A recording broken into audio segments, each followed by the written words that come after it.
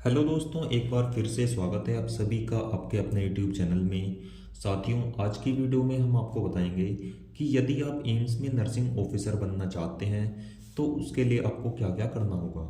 इसके बारे में आज मैं आपको पूरी जानकारी दूंगा और मैं आपको बताऊंगा कि आपने जीएनएम या बीएससी नर्सिंग जो भी की हुई है, आप उसके थ्रू कैसे एक नर्सिंग ऑफिसर बन सकते हैं एम्स में। तो साथियों, आइए बिना देरी किए हुए हम अपनी वीडियो को स्टार्ट कर लेते हैं। साथियों, एम्स एम्स का मतलब होता है all India institute of medical science. तो जो एम्स की फुल फॉर्म होती है वो होती है all India institute of medical science.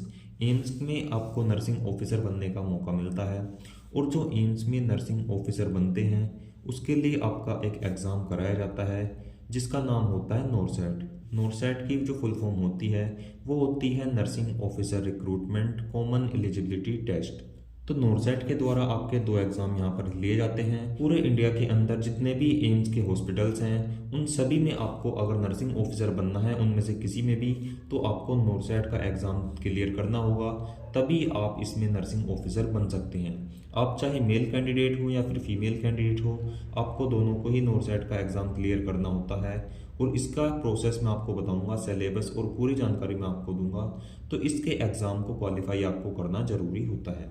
तो आइए बात कर लेते हैं कि नॉरसेट का एग्ज़ाम क्या होता है।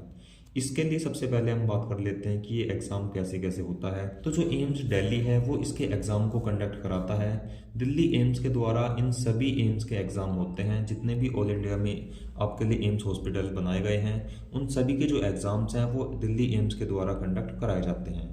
जो नॉरसेट का एग्ज़ाम होता है वो आपको यहाँ पर देना होगा और यह एग्ज़ाम एम्स दिल्ली के द्वारा जो कंडक्ट कराया जाएगा यह साल में 2 बार होता है। यानी कि एक साल में 2 बार आपका ये एग्ज़ाम होता है।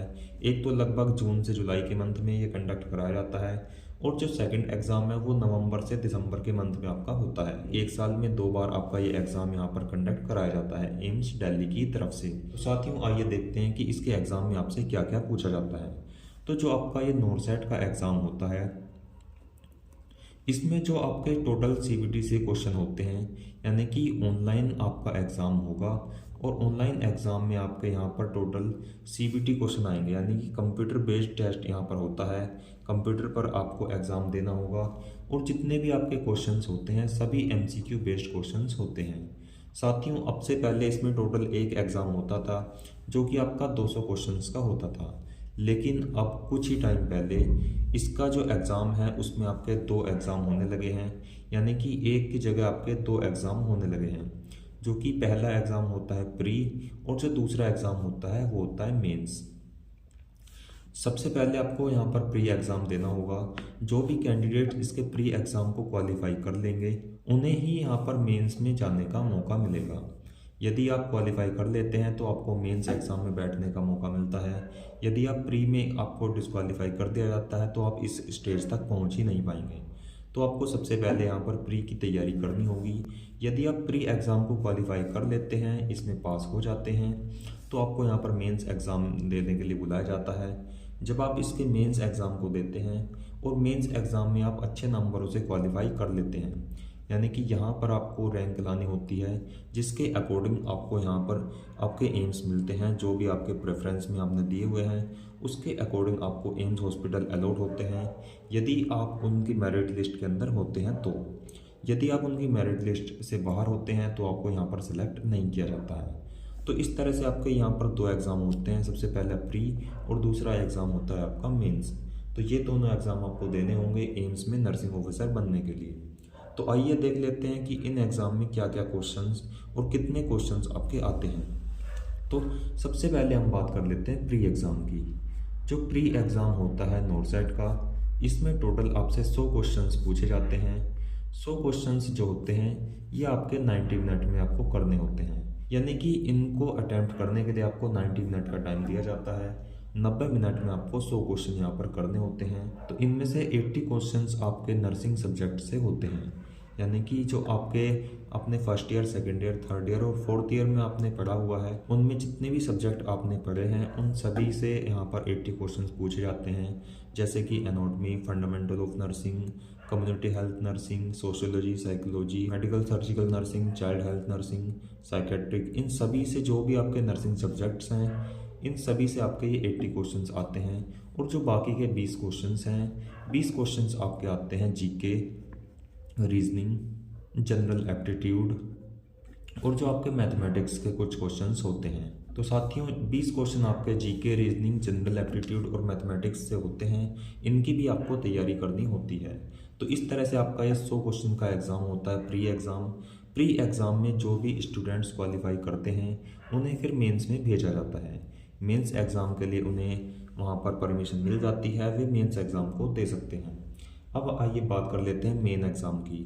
तो जो मेन एग्ज़ाम होता है, पहले इसमें 100 क्वेश्चन का मेन एग्ज़ाम होता था, लेकिन अब क्या होता है, जो आपका आगे से जितने भी नोट सेट के एग्ज़ाम होंगे उनमें आपसे 100 क्वेश्चन नहीं पूछे जाएंगे। तो आगे जितने भी आपके एम्स के नोट सेट के एग्ज़ाम होंगे उन सभी में जो आपके क्वेश्चन पूछे जाएंगे उनमें सभी में आपके 160 क्वेश्चन आएंगे।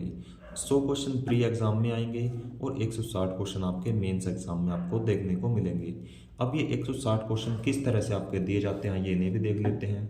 तो आपके इसमें 4 सेक्शन होते हैं, section A, section B, section C और सेक्शन डी। ये 4 सेक्शन होते हैं और चारों में आपको 40-40 नंबर के क्वेश्चन देखने को मिलते हैं। एमसीक्यू क्वेश्चन आपको देखने को यहाँ पर मिलेंगे चारों में ही। तो ये चारों आपको अटेम्प्ट करने होंगे और इन चारों के लिए आपको अलग अलग 45 मिनट का टाइम दिया जाएगा। यानी कि सेक्शन ए को करने के लिए आपको 45 मिनट का टाइम मिलेगा, सेकंड सेक्शन को करने के लिए भी आपको 45 मिनट का टाइम मिलेगा, थर्ड सेक्शन को करने के लिए भी आपको 45 मिनट का टाइम मिलेगा, फोर्थ सेक्शन को करने के लिए भी आपको 45 मिनट का टाइम दिया जाएगा।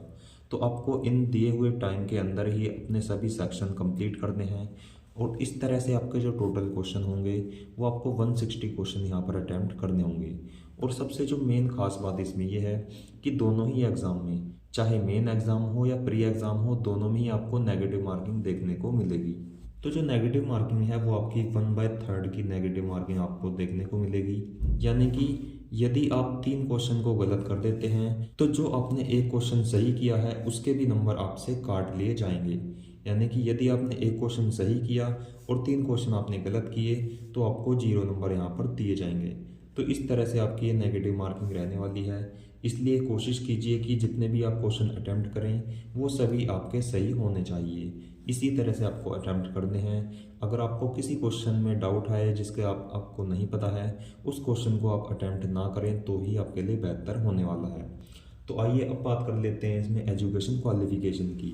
तो इसमें जो एजुकेशन क्वालिफिकेशन के लिए आपके लिए यहाँ पर क्राइटेरिया रखा गया है, उसमें आपके लिए 3 क्राइटेरिया यहाँ पर रखे गए हैं जिसके बारे में मैं आपको बताऊंगा।